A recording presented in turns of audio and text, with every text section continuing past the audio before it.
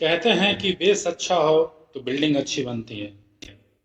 तो मैं आज आ गया हूं यह वीडियो लेकर। मैं आज करूंगा स्टॉक मार्केट के बेस को स्ट्रांग, ताकि आप इतना पैसा कमा सकें कि आपकी खुद की बहुत सारी बिल्डिंगें हो जाए। नमस्कार, मैं हूं पंकज कुमार वर्मा और आज आई मेक ट्रेडर में हम क्लियर करेंगे स्टॉक मार्केट के सारे बेसिक्स। बिगिनर को शेयर बाजार का नाम सुन के ही डर लगता है। फिल्मों में देखा है, शेयर मार्केट में सब कुछ बर्बाद हो जाता है। लेकिन कुछ दोस्त हैं जो कहते हैं कि वो बहुत सारा पैसा कमा रहे हैं। फिर भी आप परिवार वाले बोलते हैं कि दूर रहो इससे। ऐसे में कंफ्यूजन होना, नर्वसनेस होना लाजमी है। लेकिन आज इस वीडियो के बाद आपके सारे कंफ्यूजन क्लियर हो जाएंगे और आपको पता चलेगा कि कैसे और कहाँ निवेश करना है। सबसे पहले एक फैक्ट बताकर आपका इंटरेस्ट जगा देते हैं। अगर किसी ने 40 साल पहले विप्रो के शेयर में 10,000 रुपए लगाए होते तो 40 साल बाद 700 करोड़ रुपए होते। आप कहेंगे कि यह क्या बकवास कर रहा है, उस समय 10,000 किसके पास होते थे? तो मैं कहूंगा कि अगर 1,000 भी लगाए होते तो 70 करोड़ होते, 100 रुपया भी लगाए होते तो आज 7 करोड़ होते। 2011 में मैं अपना पहला डीमेट अकाउंट खोला था। उस समय एमआरएफ का शेयर 5300 रुपए का था और आज की डेट में 1,03,000 का है। आप कैलकुलेट कर सकते हैं कि इन 12 सालों में एमआरएफ का शेयर कितना गुना हुआ है। तो यह पोटेंशियल है स्टॉक मार्केट की।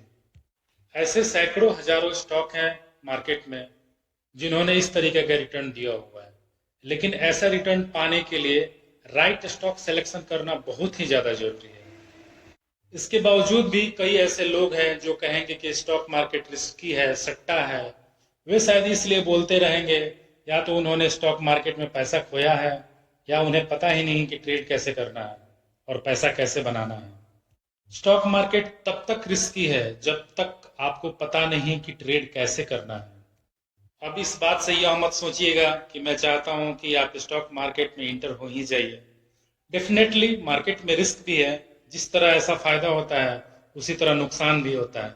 बहुत सारे ऐसे स्टॉक्स भी हैं जिनमें आप कुछ साल पहले 1 करोड़ लगाए होते हैं तो वो आज 10,000 रुपये हो जाते हैं। जितना फायदा ये स्टॉक मार्केट करा सकता है उतना नुकसान भी करा सकता है। लेकिन नुकसान आपका कम से कम हो और फायदा ज्यादा से ज्यादा हो, उसी के लिए तो हम लाए हैं लर्निंग सीरीज। अगर आप किसी कंपनी के एक शेयर को खरीदते हैं तो आप उस कंपनी में एक छोटा सा ही सही, आप उस कंपनी में हिस्सेदारी खरीद रहे हैं, इसीलिए उसका नाम शेयर है और आप उस कंपनी के को ऑनर बन रहे हैं। जैसा आप किसी दोस्त या रिलेटिव के बिजनेस में पैसा लगाते हैं और वो बिजनेस अच्छा नहीं चलता है तो आपका पैसा डूबेगा, यह रिस्क तो है। तो उसी तरह आप शेयर बाजार में भी बड़ी कंपनियों में निवेश कर रहे हैं, जैसे टाटा, रिलायंस, गोदरेज की कंपनी में। अगर वह कंपनी डूब गई तो आपका पैसा डूब जाएगा। अगर वह कंपनी अच्छी ग्रोथ दिखाई तो आपका पैसा भी बहुत अच्छे से ग्रो करेगा। जैसा आप किसी फैमिली मेंबर या किसी दोस्त की कंपनी में पैसा लगाते हैं इस भरोसे पर कि वह बिजनेस बढ़ा तो मेरे मुनाफे का हिस्सा मिलेगा, अगर लॉस हुआ तो ठीक है, मैं लॉस सहन कर लूंगा। इसमें आपको ब्याज नहीं मिलता है। शेयर मार्केट में ब्याज नहीं मिलता है क्योंकि यह लोन नहीं है। जैसे बहुत सारे शेयर हैं जो 5 साल में 10 गुना रिटर्न दे देते हैं, तो डेफिनेटली ये रिस्की है, इसीलिए रिटर्न भी तो ज्यादा है। और रिस्क को कम करने का तरीका हम आपको सिखाने वाले ही हैं। पिछली वीडियो में जैसा मैंने बोला था आपको बेसिक से एडवांस तक सिखाऊंगा, तो आइए सीखते हैं। आज हम सीखेंगे स्टॉक मार्केट क्या है और यह कैसे काम करता है और स्टॉक एक्सचेंज क्या होते हैं। इस चीज को समझने से पहले हम समझते हैं कि मार्केट क्या होता है। अगर मार्केट में हम क्यों जाते हैं, आपका आंसर होगा कुछ खरीदने के लिए, जैसे कपड़ा, फल, सब्जी इत्यादि। उसी तरह हम किसी कंपनी के शेयर को खरीदना होता है तो हम स्टॉक मार्केट जाते हैं। लेकिन अगर आपको शेयर खरीदना है तो कहीं जाने की जरूरत नहीं पड़ती है क्योंकि यह सब ऑनलाइन होता है। तो मेन पर्पस है स्टॉक मार्केट का कि अगर आप बायर हैं तो मार्केट आपको सेलर ढूंढ के देगा और आपको सेल करना है तो मार्केट आपको बायर ढूंढ के देगा। हम यहाँ पर अपने स्टॉक को एक्सचेंज कर रहे हैं, यानी किसी सेलर से आपने माल खरीदा या आपके पास पहले से जो शेयर रखे हुए हैं तो आपने किसी को माल बेचा। तो शेयर को एक्सचेंज करने के लिए इंडिया में 2 स्टॉक एक्सचेंज बने हुए हैं।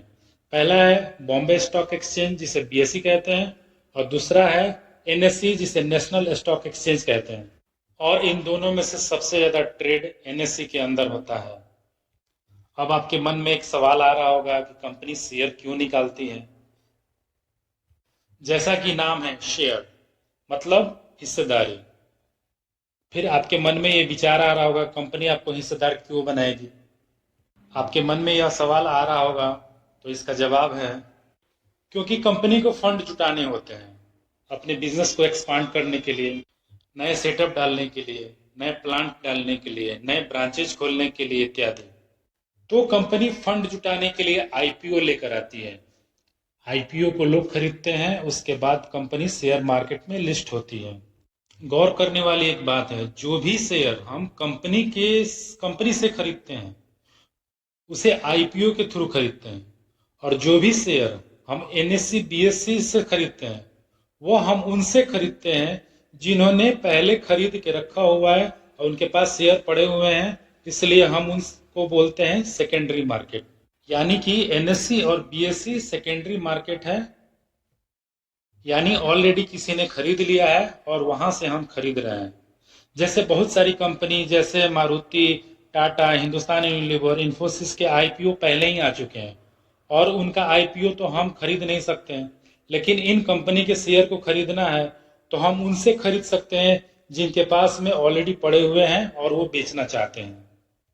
स्टॉक खरीदने के लिए हम डायरेक्ट एक्सचेंज की वेबसाइट से नहीं खरीद सकते हैं। एक्सचेंज ने अपने मेंबर्स बनाए हुए हैं जिनको हम टेक्निकल लैंग्वेज में डिपॉजिटरी पार्टिसिपेंट्स बोलते हैं, और उसे ही हम लोग ब्रोकर बोलते हैं।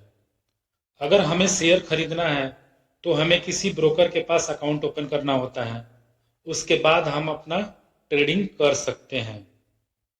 तो दोस्तों पहला लेसन यहीं पे खत्म होता है। मिलते हैं अगले वीडियो में अगले टॉपिक के साथ। आप सबका तहे दिल से धन्यवाद देना चाहूँगा। मेरे पहले वीडियो को आपने बहुत सारा प्यार दिया हुआ है और ऐसे ही प्यार देते रहिएगा, इससे मेरा मनोबल बढ़ेगा और मैं आपके लिए नए नए अच्छे कंटेंट वाली वीडियो लेकर आता रहूँगा। तब तक के लिए गुड बाय। लाइक कीजिए, सब्सक्राइब कीजिए और शेयर कीजिए अपने दोस्तों में। जय माता दी, जय हिंद।